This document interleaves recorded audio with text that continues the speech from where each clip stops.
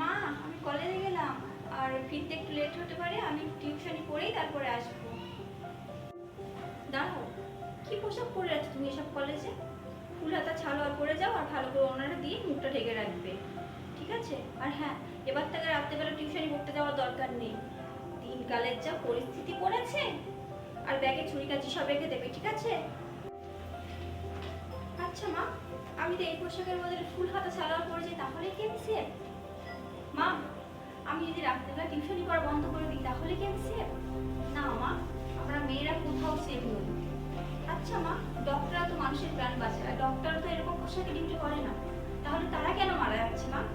কারণ তারা মেয়ে। মা, সবসময় আমাদের মেয়েদেরকে কেন বলা হয়, কেন সবসময় আমাদের ভয়ে ভয়ে থাকতে বলা হয়, কেন আমাদের সবকিছু থেকে পিছিয়ে থাকতে বলা হয়?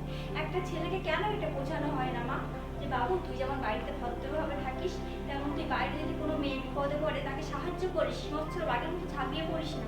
কেন এটা বোঝানো হয় না মা? কারণ আমরা বুঝলেও মা, সমাজ সেটা, এই সমাজের কোথাও মেয়েদের কোনো সেফটি নেই মা। তাই তুমি ভগবানের কাছে কামনা করো আমি যেন প্রাণ নিয়ে ঘরে ফিরতে পারি। তোমার জন্য ও এত বেড়েছে, আমাকে কতগুলো কথা শুনিয়ে গেল, দরকার নেই পড়াশুনো, তুমি তো কিছু বলবে না, আমি এই সপ্তাহে আমার বিয়ের ব্যবস্থা করব।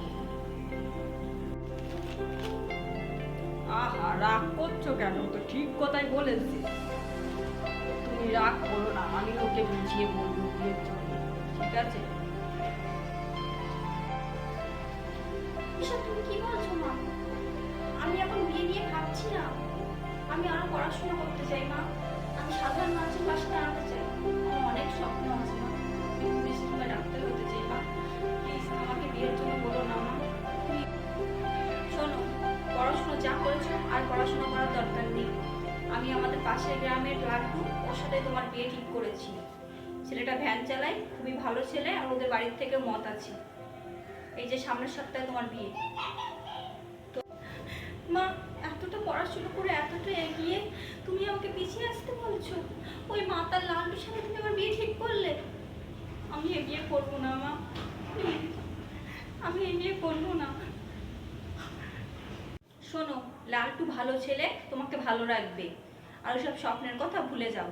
মেয়েদের এই কোনো স্বপ্ন দেখতে নেই, ঠিক আছে? মেয়েরা ঘর সংসার করলেই সেটাই ভালো।